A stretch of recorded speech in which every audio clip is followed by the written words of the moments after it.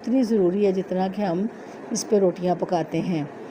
अब इसके लिए मैं आपको एक तरीका बताऊंगी, वो आप उसको अच्छे से समझ लें और फिर अपने तवे को भी इसी तरीके से धो लें। एक आलू ले लीजिए और आलू को आप मोटा मोटा काट लीजिए, उसके छिलके, और इसको फिर हम तवे की सफाई के लिए बताऊंगी कि ये कितना आसान और कम लागत वाला तरीका है। अब ये देखें, मैंने एक आलू लिया है, उसके छिलके उतार लिए हैं और उसको मैंने अब तवे पे डाल दिया है। अब मैंने तवे के नीचे आग लगा दी है और इसको गर्म होने देंगे और उसमें चंद एक चीज़ें डालनी पड़ेंगी जो कि मैं आपको दिखा रही हूँ। इसमें मैं थोड़ा पानी डाल दूँगी जिससे ये छिलके डिप हो जाएं और बॉयल हो जाएं। ये देखें, आलू सफाई के लिए बहुत ज़बरदस्त है। काले बर्तन या चिकनाई वाले बर्तन, उससे भी आप आलूओं को इस्तेमाल करें और आपके बर्तन साफ़ हो जाएंगे। ये देखिए, अब इसमें मैंने एक आलू के छिलका डाल दिए है और अब मीठा सोडा ले लीजिए और एक भर के चम्मच इसमें आपने फैला के डाल देना है। साथ साथ पानी गर्म हो रहा है, बॉयल हो रहा है और साथ साथ ये चीज़ें हम डालते जाएंगे। अब ये देखें, एक मीठे सोडे का चम्मच भर के हमने फैला के डाल दिया है ताकि वो भी इसमें पानी में शामिल हो जाए। मीठा सोडा मैंने आपको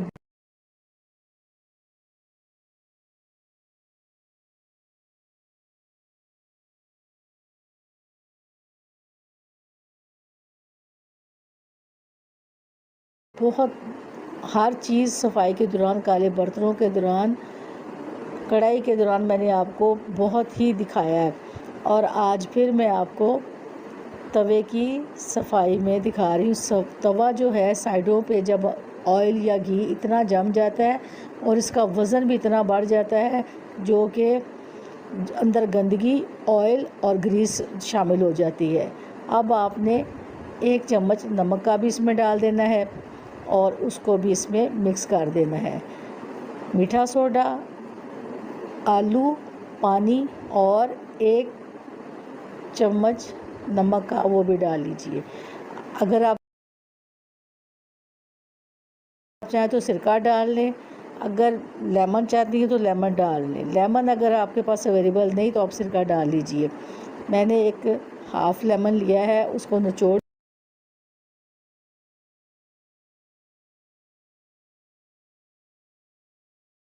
भी दिया है इसमें, और वो पूरा जो लेमन मैंने हाफ़ कट किया था वो भी मैं इसी में डाल दूँगी ताकि चिकनाई को ये चीज़ें बहुत जज़्ब करती हैं।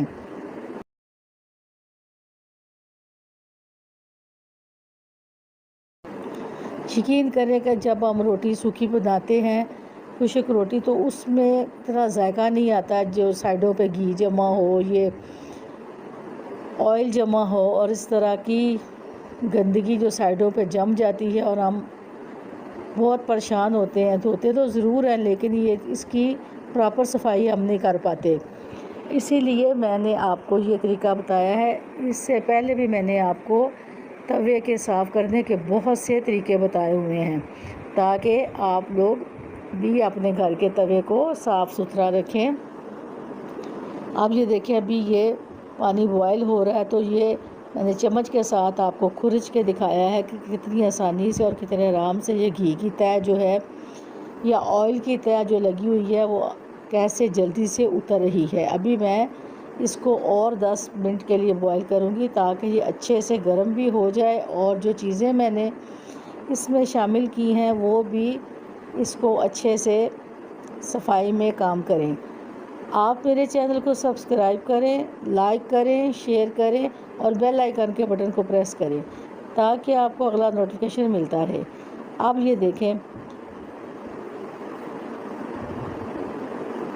7-8 मिनट के बाद पानी खूब गर्म हो चुका है और ये मीठा सोडा साइडों पे जम गया है सारा।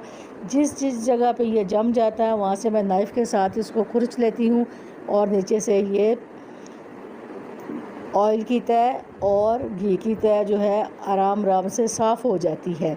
और आप भी ये देख लीजिए, आपके सामने मैं आपको दिखा रही हूँ कि कितनी आसानी से ये तवा अपना घी ऑयल जो भी इसमें लगा हुआ है आसानी से उतर रहा है और ये बहुत साफ़ हो जाएगा। आप इसे महीने में 1-2 बार ज़रूर सफाई किया करें इसी तरीके से, या हफ्ते में 1 बार। फिर देखिएगा कि आपका तवा हल्का फुल्का महसूस करेंगी अपने तवे को, उसमें इतना वज़न भी नहीं ठहरेगा गंदगी का, और आपकी रोटियां भी सुबह दोपहर शाम माशाल्लाह से बहुत अच्छी बनेगी।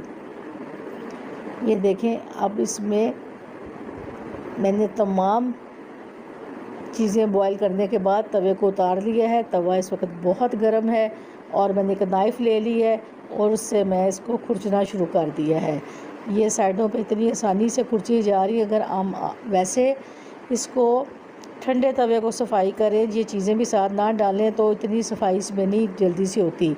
आप ये देखें कितनी जल्दी से और कितनी तेज़ी से इसमें से ये गंद निकल रहा है और ये पिपरियाँ जो उतर रही हैं इसके तवे की, जो हमें रोटी पकाते वक्त रोटियां कड़वी हो जाती हैं और उस पर काले काले दाग पड़ जाते हैं तेल के, क्योंकि अंदर सारा तेल होता है तवे की साइडों पे जमा हुआ।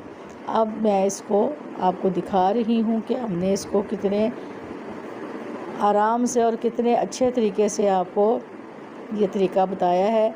और अब इसको रगड़ने के बाद मैं आपको दिखाऊंगी कि इसमें से कितना साइडों में से वज़न उतर गया है और ये तवा हमारा हल्का फुल्का हो गया है। अब मैं इसको, ये देखें, अब मैं इस छोटे वाइपर से आपको गंद निकाल के दिखा रही हूँ कि इसमें से कितना गंद उतरा है। और जब हम रोटियां पकाते हैं तब यकीन करें ये गंद सारा हमारी रोटियों के अंदर जज्ब हो जाता है और रोटियां कड़वी हो जाती हैं, खाने को दिल नहीं करता और पेट की बीमारियां भी साथ साथ लग जाती हैं। और आप इसको ज़रूर नोट डाउन कर लीजिए। अब मैंने बर्तन धोने वाली जाली ली है और उसमें बर्तन धोने वाला साबुन लगा के इसको अच्छे से रगड़ूंगी। और अब ये किसी जगह पे भी जाली नहीं रुक रही, ये तेज़ी से चल रही है क्योंकि कोई आगे रुकावट नहीं है। तो आप इसको इसी तरीके से जाली को रगड़ लीजिए।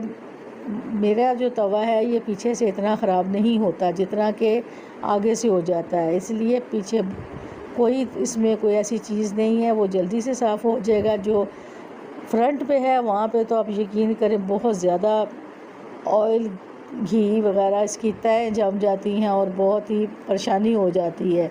अब मैंने इस जाली को भी धो के रख देना है क्योंकि महीना ऐसा है कि इसमें लोहे की कोई चीज़ भी हो उस पर जंग लग जाता है, इसलिए धो के खुश्क करके अपनी चीज़ें रखें ताकि उस पर जंग ना लगे। अब मैं इसको अच्छे से साफ़ कर दिया है, धो दिया है और देखें माशाल्लाह से कितना ज़बरदस्त तवा हो गया है। अब जितनी मर्ज़ी आपकी जो